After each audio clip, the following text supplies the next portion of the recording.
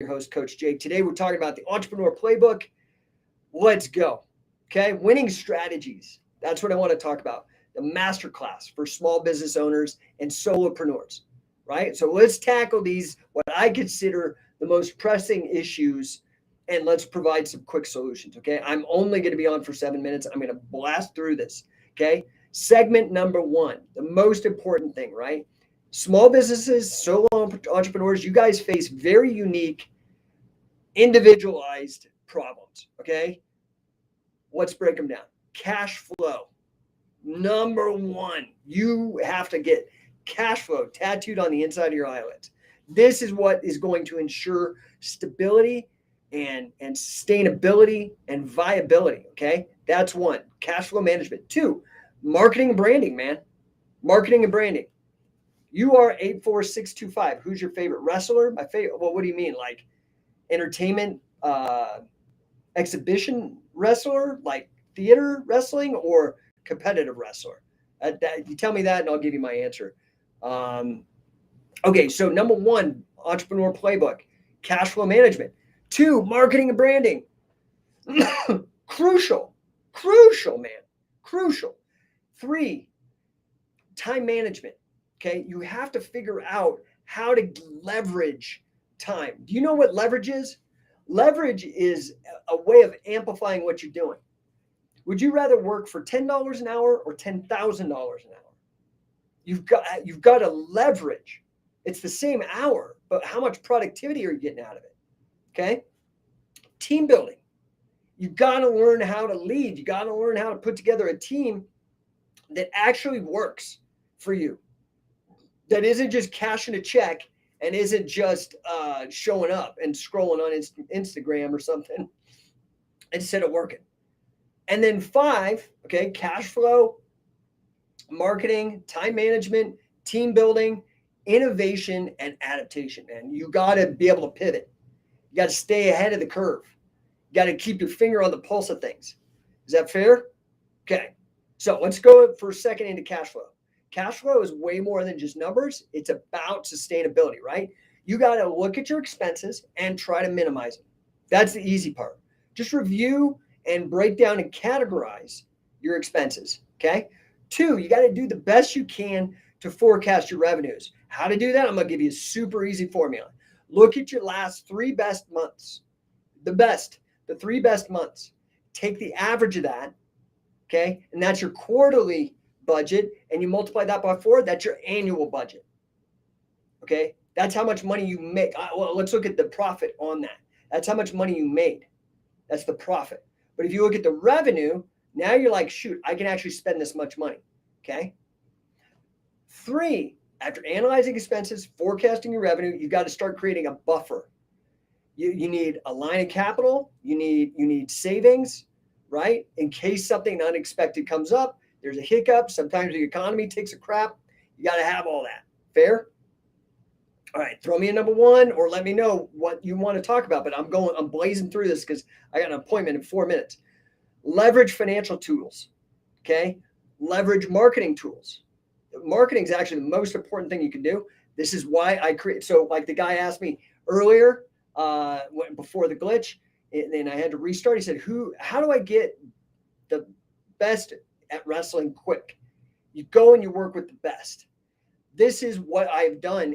When I talk about leverage financial tools, you've got to go check out revengine.ai, REV engine, ENGINE, revengine.ai. I'm going to show you how to capture, how to get attention through Facebook, right? Meta marketing, the company Meta, Google Display Network, okay? SEO, ads, pay-per-click.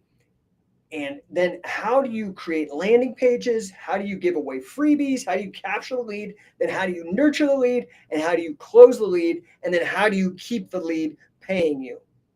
Keep the client. You convert them from a lead to a client. That's all included on Rev Engine. You're not going to find a better deal. You should check it out if you're a solopreneur. Funnels, all of it, dude. We're going to help you get the leads. And then what I do with No1 Coaching is I show you how to close the leads. I'm a 10x elite business coach for Grant Cardone, right? Elite. I was number 2 in the company last year, and I got my sights on number 1 this year. So, okay, that is the cash flow management section. Next, you got to really get into marketing. You got to really define what differentiates you in the market, your unique selling proposition. Then you got to start figuring out SEO and social media management. I just added 50,000 followers on Instagram in 3 months. How did I do that? It's going to cost you, but I'll show you. I'll show you everything I know. Okay. But it's valuable because those are potential clients. You understand? People that are interested in your product that you will improve their lives and they'll give you money. It's the greatest thing. It's a win-win situation. Okay. After your unique selling proposition, after mastering SEO and social media marketing, you've got to start creating value-driven content. This is where I believe AI is the greatest. This is where I spent the majority of my call working with my client prior to this, showing him how to leverage AI to amplify and accelerate what you're doing. The next thing after creating this value-driven content, you've got to build partnerships. You've got to build partnerships, right? Carl Gotch was a partner. Billy Robinson was a partner. Wade Shallis is a partner. Frank Shamrock I partnered with to blow this up to where it's mutually beneficial. And then you've got to monitor and respond to your feedback from your customers so you could craft things that they actually are interested in and want. I hope that makes sense. Okay, next, because I'm getting out of here in like literally 2 minutes. Next is time management, man. Okay, time is money. So that means ATM means a time machine, right? So time is money. You've got to learn how to prioritize your tasks. I recommend prioritizing your tasks towards profit, revenue, and profit producing tasks. Refi 289, do you think Khabib's wrestling would be effective at the Olympics? No. If he trained for the Olympics for a while, I'm sure it would be. But he's done what we do. We weaponize wrestling. So they have Sambo and Olympic wrestling. Okay. We have folk style catch as catch can. Okay. And Greco. We throw in a little Greco too into our style. Very, very similar, slightly different. Folk style is better on the ground with regards to control. Catch as catch can. It's the great granddaddy of all the submission arts. It's got a great repertoire for over 150 years of research and development on submissions. And we throw in some Greco because we believe the upper body ties are better for the MMA scene and submission grappling with regards to dropping your head and having the guy get a guillotine or kneeing you, that kind of thing. Okay, anyway. Time management, you got to start not only delegating and prioritizing and focusing on tasks that create profit, but you've got to automate too. You've got to create marketing automations, other kind of automations that do a lot of the work for you. You got to set boundaries. So things that encroach, maybe you got kids. Hey, kids, I'm working and our playtime is this time. Okay. And the other thing is, with time management, you got to start learning. You got to keep learning. You got to make a little time to keep learning and keep your saw sharp. Okay.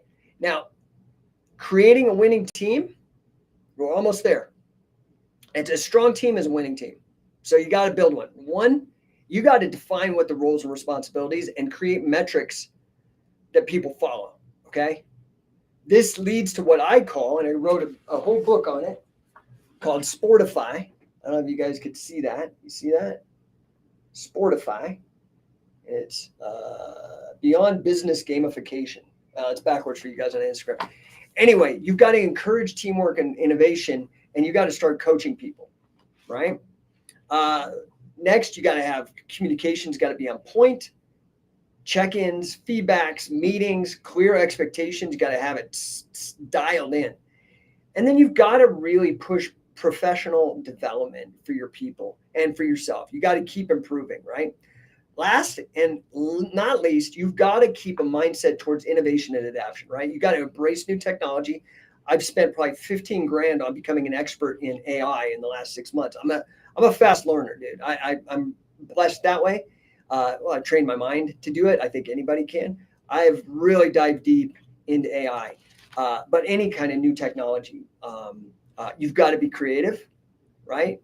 So I'm going to be honest with you. A lot of times creativity comes after you think about it, after you set a serious, ridiculous deadline. Have you ever, when you're younger, maybe been stressed out because you don't got enough money for rent? All of a sudden, you get very creative if you got 3 days to come up with $1,000 or whatever. Man, you go get a paper route, deliver DoorDash, and give blood. You get creative. Next, you got to really look at market research. What are other people doing? What are the trends? You got to stay on these things. And then last but not least, straight out of Billy Robinson, you got to be willing to pivot. You got to pivot, dude. You've got to adapt. As Carl would say, adapt and improvise. Super duper important. Okay. So guys, that's it. I got to jump. I'm actually late for my client meeting, but I love you guys. I wanted to give that to you. I had one last thing, Refi 289. What do you think is the most important thing to have in wrestling?